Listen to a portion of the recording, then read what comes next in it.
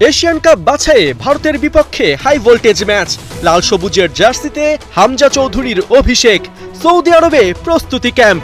বাংলাদেশের ফুটবল লাভাররা যখন এই ম্যাচের জন্য গভীর আগ্রহে অপেক্ষা করছে, তখন বাফুফেতে ঘটছে একের পর এক চাঞ্চল্যকর ঘটনা, যেখানে ফুটবলের পরিবর্তে এক কর্তার সোনার হরিণের পেছনে দৌড়ানো রীতিমতো অবাক করেছে। আর এই সোনার হরিণের নাম জাতীয় ফুটবল দলের ম্যানেজারিয়াল পোস্ট। মূলত সৌদি আরব সফরে ভিসার জন্য সোমবার ছিল টিম অফিসিয়ালদের নাম জমা দেবার লাস্ট ডেট। তাই ন্যাশনাল টিম কমিটির সভায় ম্যানেজার হিসেবে ফাইনাল করা হয় আমির খানের নাম।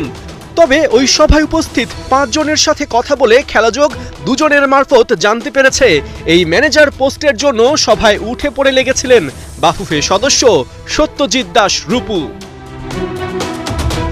ভেতরের খবর, ন্যাশনাল টিম কমিটির এই সভায় deputy chairman Imrul Hasan manager পোস্টের জন্য নাম আহ্বান করলে কমিটির সদস্য সাখাওয়াত হোসেন ভুইয়া আমির খানের নাম প্রস্তাব করেন। সাবেক ফুটবলার ও সবশেষ জাতীয় দলের ম্যানেজার হওয়ায় সিংহভাগই আমির খানকে সমর্থন জানান।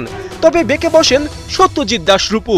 তার দাবি, বাইরের কেউ নয়, বাফুফের কার্যনির্বাহী কমিটি থেকেই ম্যানেজার নিয়োগ দেয়া হোক।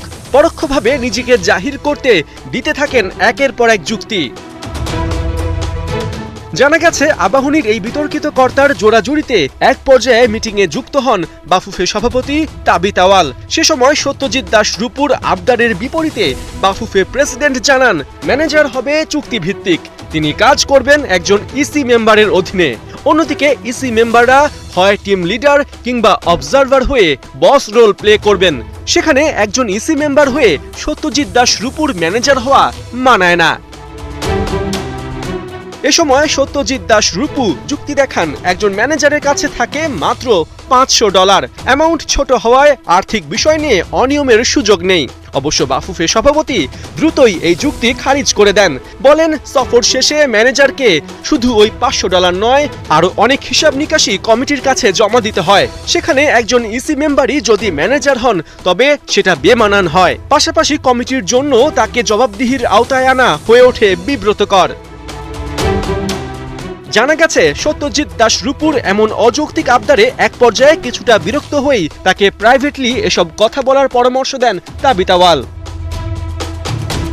মূলত ইসি কমিটির বাইরে থেকে ম্যানেজার নিয়োগ দেবার মাধ্যমে নতুন যুগে প্রবেশ করল বাংলাদেশ ফুটবল ফেডারেশন, যেখানে সালাউদ্দিনের আমলে ম্যানেজার পোস্ট ছিল ভোট নিশ্চিতের হাতিয়ার, একটা উপঢৌকন।